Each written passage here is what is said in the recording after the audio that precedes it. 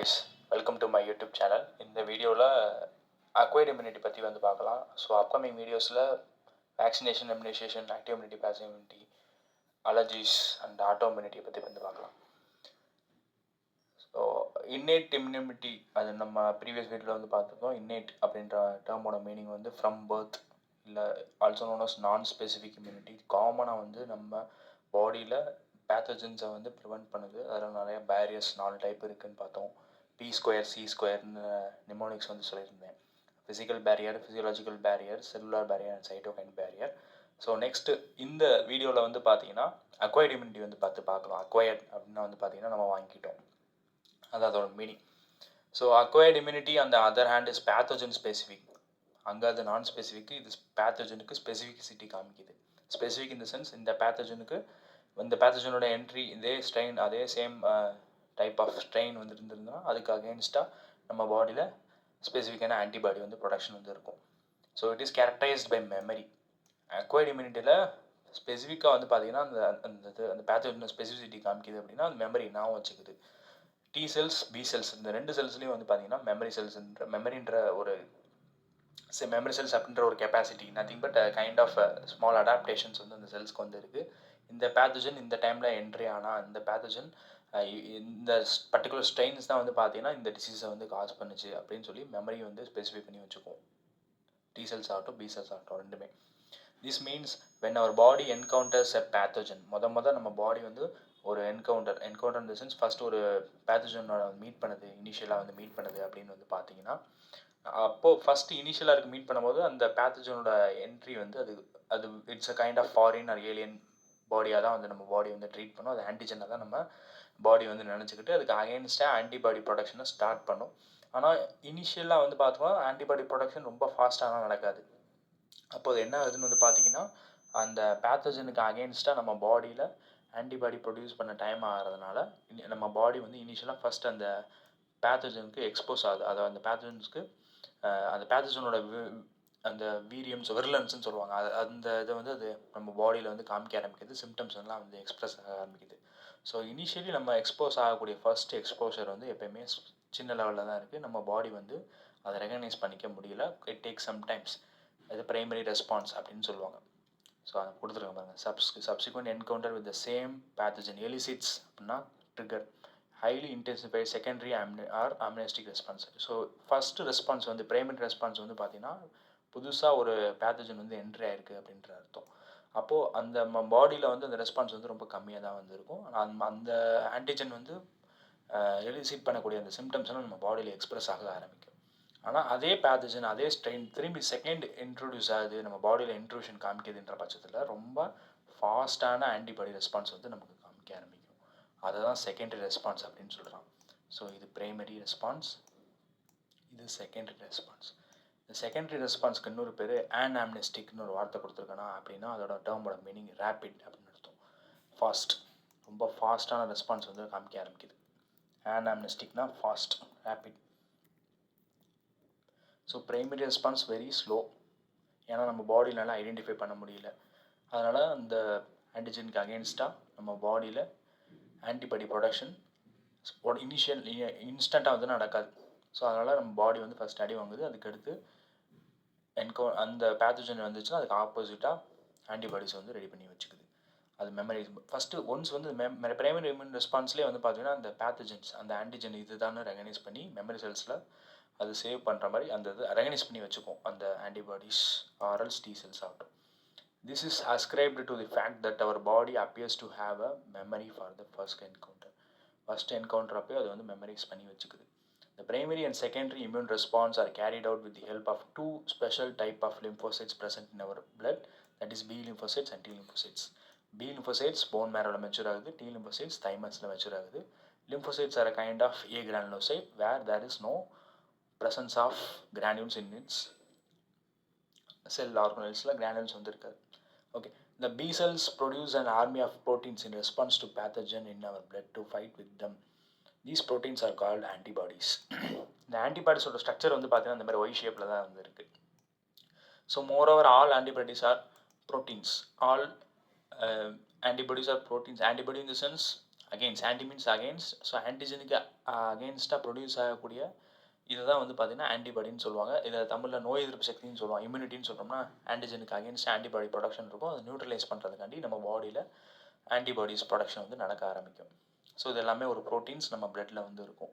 So immunoglobulin, all antibodies are immunoglobulin. Okay, எல்லா ஆன்டிபாடிஸும் இம்யூனோகுளோபுலின். But all immunoglobulins are not antibodies. இந்த ஒரு ஸ்டேட்மெண்ட் வந்து சம்டைம்ஸு அசிஸ்டன்ட் ரீசனில் கேட்க வாய்ப்பு இருக்குது. Okay, all antibodies are immunoglobulin. ஷார்ட்டாக எழுதுறேன். All antibodies are immunoglobulins, but all immunoglobulins are not antibodies. இந்த ஸ்டேட்மெண்ட்டோட மீனிங் என்னன்னு சொல்லிடுறேன். ஸோ யூஸ்வலாக நம்ம செல் எடுத்துக்கிட்டோம்னா செல்லோட சர்ஃபேஸில் இருக்கக்கூடிய ரிசெப்டார்ஸ்லேயும் இந்த மாதிரி ஆன்டிபாடி மாதிரி ரிசெப்டார்ஸ் வந்து செல்லோட சர்ஃபேஸ்லேயும் வந்து இருக்கும். ஓகே, எல்லா ஆன்டிபாடிஸும் வந்து பார்த்தீங்கன்னா இம்யூனோகுளோபுலின். ஆனால் எல்லா இம்யூனோகுளோபுலினும் ஆன்டிபாடிஸ் கிடையாது. ஏன்னா சில இம்யூனோகுளோபுலின்ஸ் செல்லோட சர்ஃபேஸில் இருக்கக்கூடிய ரிசெப்டார்ஸ் வந்து இருக்கும்.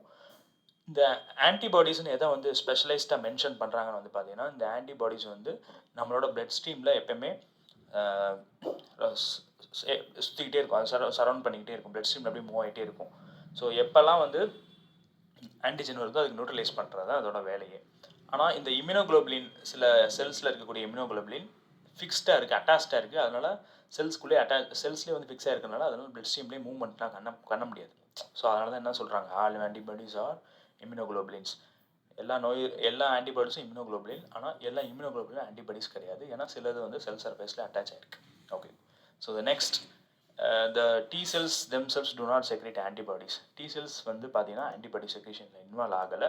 ஆனால் அந்த ஆன்டிபாடி செக்ரேட் ஆகணும்னா அதை பி செல்ஸை ஸ்டிமுலேட் பண்ணி அதுக்கு ஹெல்ப் பண்ணுறதே இந்த டி செல்ஸ் தான். So but B cells help to produce them. Acquired immunodeficiency syndrome, HIV/AIDS, அதில் வந்து பார்த்தீங்கன்னா அந்த டி செல்ஸை வந்து அது வந்து டி ஹெல்பர் செல்ஸையும் மேக்ரோஃபேஜஸையும் வந்து அது வந்து அதிக அளவில் வந்து இன்ஃபெக்ட் பண்ணிடுது. ஆனால் கொல்லலை. அது மூலிமா என்ன ஆகுதுன்னு வந்து பார்த்தீங்கன்னா ஆட்டோமேட்டிக்காக பி லிம்போசைட்ஸை ஆன்டிபாடிஸை ப்ரொடியூஸ் பண்ண விடாமல் ஆக்கிடுச்சு. Each antibody has 4 peptide chains. Peptide அப்படின்னா ப்ரோட்டீன் அப்படின்னு. ஓகே, ப்ரோட்டீன்ஸை அட்டாச் பண்ணக்கூடிய chain, peptide chains. So there are 2 small light chain and 2 longer heavy chain. இந்த சின்னதாக இருக்கக்கூடியதை வந்து லைட் செயின்னு சொல்கிறோம். 2 பக்கம் இருக்கா சின்னதாக, இது லைட் செயின்.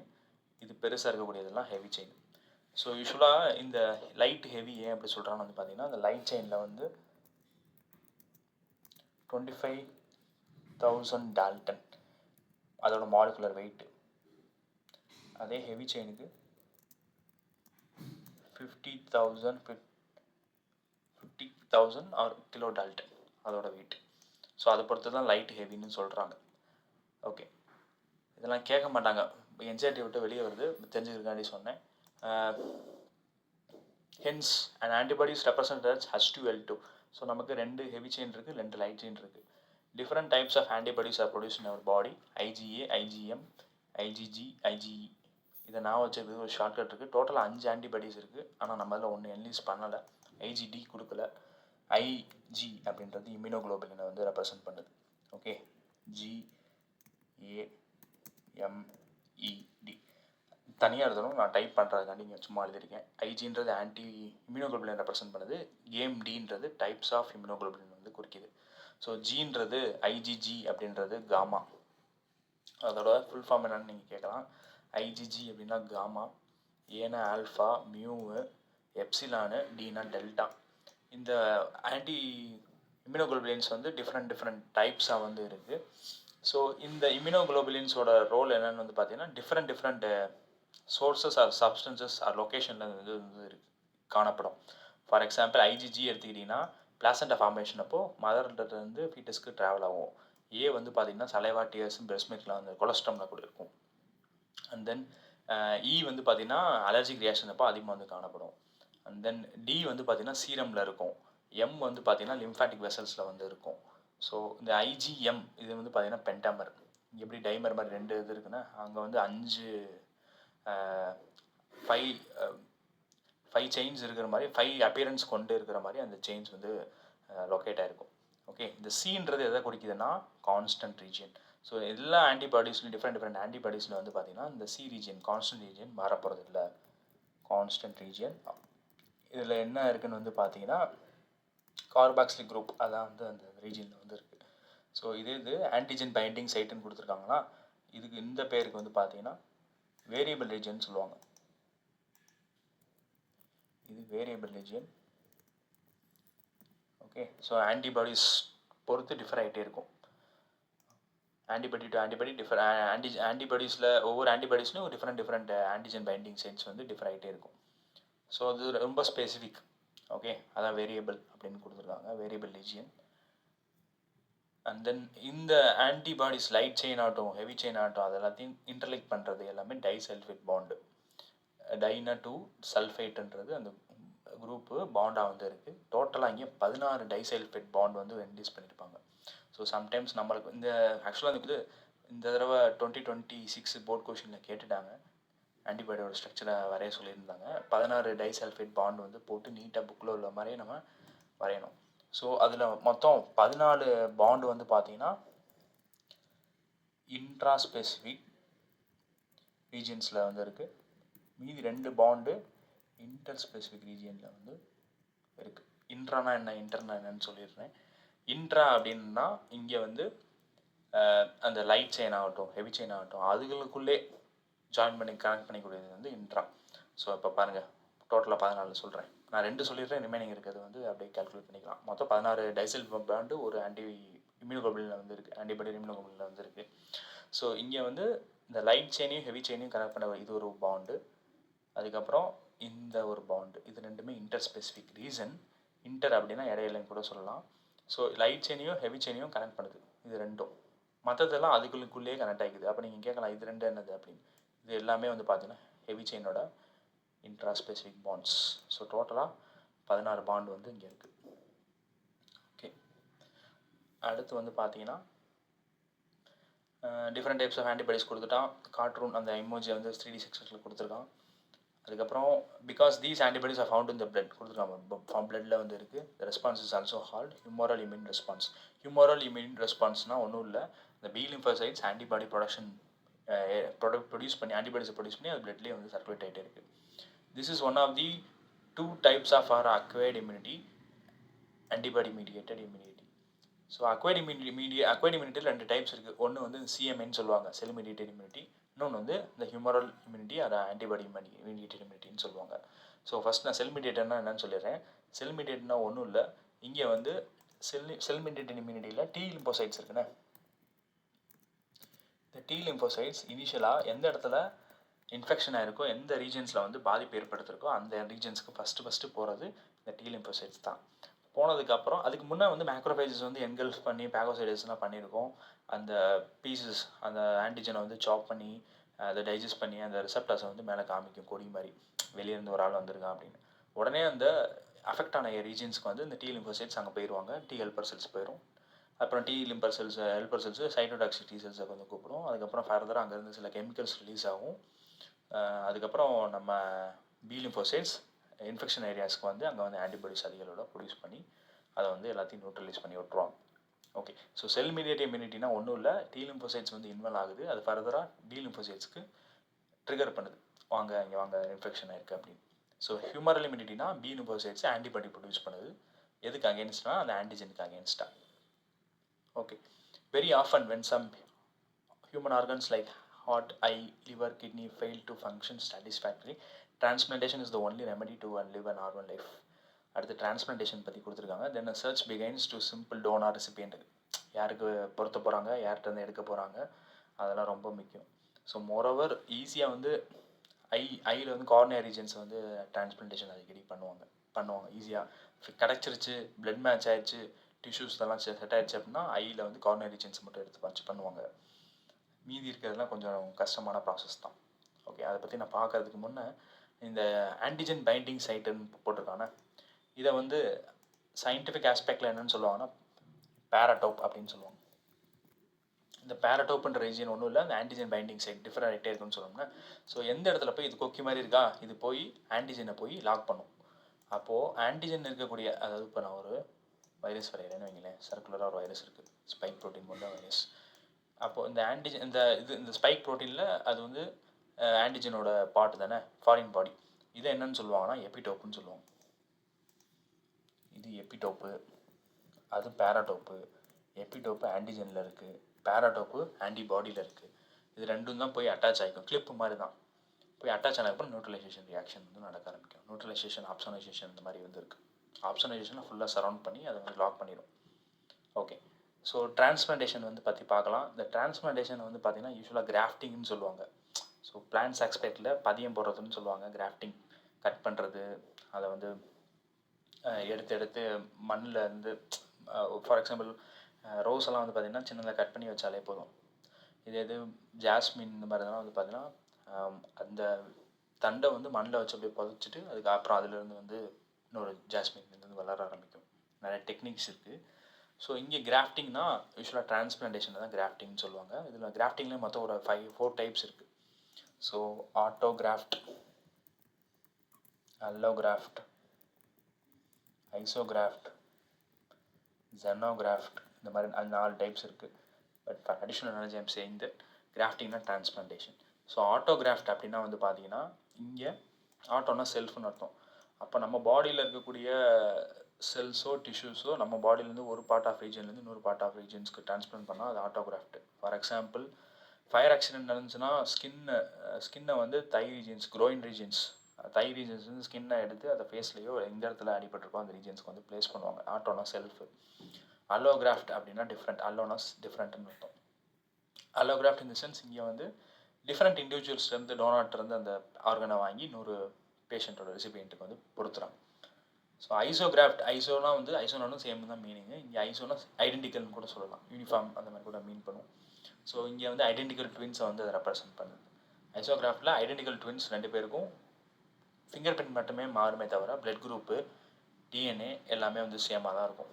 ஜெனட்டிக் மெட்டீரியல், ஏன்னா ஒரே க்ளீவேஜ் அப்போ ஒரே எக்லேருந்து தானே 2 இது பிரிஞ்சு க்ளீவ் ஆகி வந்திருப்பாங்க. ஸோ சேம் ஐடென்டிக்கலாக இருக்கனால அவங்க 2 பேரும் ஈஸியாக வந்து டிரான்ஸ்பிளான்டேஷன் பண்ணிக்கலாம். ஜெனோகிராஃப்ட் அப்படின்னா டிஃப்ரெண்ட் அனிமல்ஸ்லேருந்து, pancreas from pig to human, இந்த மாதிரி டிஃப்ரெண்ட் மங்கீஸ்லேருந்து இது பண்ணுறது. ஓகே, ஸோ மோரோவர் இந்த ஆர்கன்ஸ் வந்து ஃபெயிலியர் ஆச்சுன்னா டிரான்ஸ்பிளான்டேஷன் அந்த ப்ராசஸில் தான் வந்து போவாங்க. ஏன் இந்த டாப்பிக்கை உள்ளே கொடுத்துருக்கேன் அப்படின்னு வந்து பார்த்தீங்கன்னா, ஒரு பர்சன்ட்லேருந்து இன்னொரு பர்சனுக்கு ஆர்கனை டிரான்ஸ்பிளான்ட் பண்ணும்போது அது வந்து ப்ராப்பராக வந்து அப்ராப்ரேட்டாக இல்லைன்னா என்ன ஆகுன்னு வந்து பார்த்தீங்கன்னா, அந்த ரெசிபியண்ட்டுக்கு வந்து அவங்க இறந்து போகவும், பேஷண்ட் வந்து கிரிட்டிக்கல் இறந்து போகவும் வாய்ப்பு இருக்குது. கிரிட்டிக்கல் கண்டிஷன்ஸ் வந்து லீட் பண்ணிடும். ஸோ சம்டைம்ஸ் அந்த கிராஃப்டிங் வந்து அதான் டிரான்ஸ்பிளான்டேஷனில் வந்து சில பேருக்கு அக்செப்ட் ஆகும், அக்செப்ட் ஆகாது. அதுக்கு முன்னாடி ஸ்க்ரீனிங் வந்து ரொம்ப முக்கியம். பிளட்டு டைப் என்னென்னு பார்த்துக்கணும். அதுக்கப்புறம் வந்து HLA ஆன்டிஜன் ஒரு ஆன்டிஜன் இருக்குது, human leucocyte antigen. HLA human leucocyte antigen, human leucocyte antigen ஒரு ஆன்டிஜன் இருக்குது. ஸோ இந்த ஆன்டிஜன் வந்து நம்மளோட இந்த ஹியூமன் லியூக்கோசைட் ஆன்டிஜன்றது நம்மளோட பிளட்டு செல்ஸில் வந்து இருக்கும். ஓகே, இது வந்து ஸ்பெசிஃபிக், அதாவது ஒரு பர்சனுக்கும் ஒரு ஆன்டிஜன்ஸ் வந்து டிஃப்ரெண்ட்டாக வந்து இருக்கும். நம்மளோட WBC செல்ஸில் ஒரு டைப் ஆஃப் ஆன்டிஜன்ஸ் வந்து இருக்குது. ஓகே, ஸோ இந்த ஹியூமன் லியூக்கோசைட் ஆன்டிஜன் கொஞ்சம் சென்சிட்டிவான ஆன்டிஜன் கூட. ஒவ்வொரு ஸ்பீசிஸில் ஒவ்வொரு person individual to individual differ ஆகும். இந்த இப்போ ஆர்கனை வந்து டிரான்ஸ்பிளான்ட் பண்ணுறேன் அப்படின்னா பிளட் குரூப் மட்டும் சிங்க் ஆனால் போகாது. ஆர்கன்ஸ் வந்து சைஸ் வந்து இன்கேஸ் சில ஹார்ட் இதெல்லாம் வந்து பார்த்திங்கன்னா சைஸ் இதெல்லாம் வந்து செக் பண்ணுவாங்க. இதெல்லாம் சிங்காக இருந்தால் மட்டும் போதாது. இந்த ஹியூமன் லியூக்கோசைட் ஆன்டிஜன் வரும் tissue group matching, tissue matching சொல்லுவாங்க, டிஷ்யூ குரூப்பிங் ஆர் மேட்சிங்னு சொல்லுவாங்க. இந்த ஆன்டிஜனையும் வந்து செக் பண்ணுவாங்க. இது மோரோவர் ரிசம்பிளன்ஸ் சேமாக இருந்துக்கு, ஐடென்டிக்கலாக இருக்குது, ஒரு வேளை அக்செப்ட் ஆகிடும். For example B positive blood இந்த மாதிரி போகிறதுனா அதில் பி பாசிட்டிவாக இருந்தால் டக்குன்னு நம்ம இது பண்ணிக்கலாம்னா அந்த மாதிரி தான். ஏன்னா அதில் செல்ஃப் ஆன்டிஜன் இருக்கும். அந்த மாதிரி இந்த டிஷ்யூ குரூப் டிஷ்யூ மேட்சிங்லேயும் இந்த HLA ஆன்டிஜன் வந்து ப்ராப்பராக அப்ராப்ரேட்டாக மேட்ச் ஆனால் தான் டிரான்ஸ்பிளான்டேஷன் ரொம்ப ஃபேவரபுளாக வந்து இருக்கும். சக்ஸஸ் ரேட் வந்து ரொம்ப அதிகமாக இருக்கும். அப்படி இல்லை, ப்ராப்பராக மேட்ச் ஆகலை, ஸ்க்ரீனிங் தப்பாகிடுச்சு, நம்ம தெரியாமல் மாற்றிட்டோம் அப்படின்னா வந்து பார்த்திங்கன்னா அந்த பேஷண்ட்டுக்கு அகெயின்ஸ்டாக அவங்க பாடியே அந்த புதுசாக பொறுத்திருக்கக்கூடிய ஆர்கன்ஸ்க்கு அகெயின்ஸ்டாக ஆன்டிபாடி ப்ரொடக்ஷனை ஏற்படுத்தும். அதை வந்து செல்ஃப்னு ஐடென்டிஃபை பண்ணும் யூஸ்வலாக நம்ம லிம்போசைட்ஸ் எல்லாமே. அப்போது இதில் வந்து நான் செல்ஃப்னு நினச்சிக்கிட்டு அதுக்கு அகெயின்ஸ்டாக ஆன்டிபாடி ப்ரொடக்ஷனை ரைஸ் பண்ண ஆரம்பிக்கும். ஸோ அப்போ என்ன ஆகும் வந்து பார்த்திங்கன்னா இம்யூன் பாடியில் வந்து இம்யூன் ரியாக்ஷன்ஸ் அதிகமாக வந்து காமிக்க ஆரம்பிக்கும். அப்போ என்ன பண்ணுவாங்கன்னா இம்யூனோ சப்ரசன்ஸ் வந்து கொடுக்க ஆரம்பிப்பாங்க. சைக்ளோஸ்போரின் ஏ இதெல்லாம் படிச்சிருப்போம். அந்த மாதிரி சில இம்யூன் சப்ரசன்ஸை கொடுத்து அதை வந்து சப்ரஸ் பண்ணி அதை வந்து இது பண்ணுவாங்க. ஸோ அது சம்டைம்ஸ் ப்ராப்பராக ஸ்க்ரீனிங் பண்ணாமல் நம்ம டிரான்ஸ்பிளான்டேஷன் இன்வால்வ் ஆயிருந்தாலும் அந்த பேஷண்ட் இறந்து போக சான்சஸ் வந்து இருக்குது. So the body is able to differentiate செல்ஃப்னால் நம்ம பாடியில் உள்ள இருக்கக்கூடிய ஆன்டிஜன் ஆர் நம்ம பாடியிலே ப்ரொடியூஸ் ஆகக்கூடிய பார்ட்டிகல்ஸ், அதை செல்ஃப்னு சொல்லுவாங்க. நான் செல்ஃப்னு வந்தாலே அது வந்து கம்ப்ளீட்டாக ஆன்டிஜென்ஸ் தான், ஃபாரின் ஏஜென்ட்ஸ், கெமிக்கல்ஸ் என்ன வேணா இருக்கலாம். ஸோ செல் மீடியேட்டட் இம்யூனிட்டி போட்டாங்க பாருங்க, சிஎம்ஐ ஃபஸ்ட்டு வந்து அவங்க தான் வருவாங்க. மேக்ரோஃபேஜஸ் எப்போ இன்கால்வ் பண்ணதுக்கப்புறம் செல் மீடியேட்டட் இம்யூனிட்டி தான் அந்த எந்த இடத்துல பிரச்சனை இருக்கோ அந்த பிரச்சனைக்கு ஃபஸ்ட் இன்வைட் பண்ணுவோம். Cell mediated immunity response nothing but T lymphocytes வந்துடுறான், அவன் தான் வந்து ரெஸ்பான்சிபிள் ஃபார் கிராஃப்ட் ரிடக்ஷன். இவன் ஃபர்தராக ஹியூமரல் இம்யூனிட்டியை வந்து ஆரம்பித்து வைப்பான். ஹியூமரல் இம்யூனிட்டி பி லிம்போசைட்ஸ் வந்து ஆன்டிபாடி ப்ரொடக்ஷனை ப்ரொடியூஸ் பண்ண ஆரம்பிக்கும். So thank you. If you have any doubts or queries, please comment in the comment section. Thank you very much.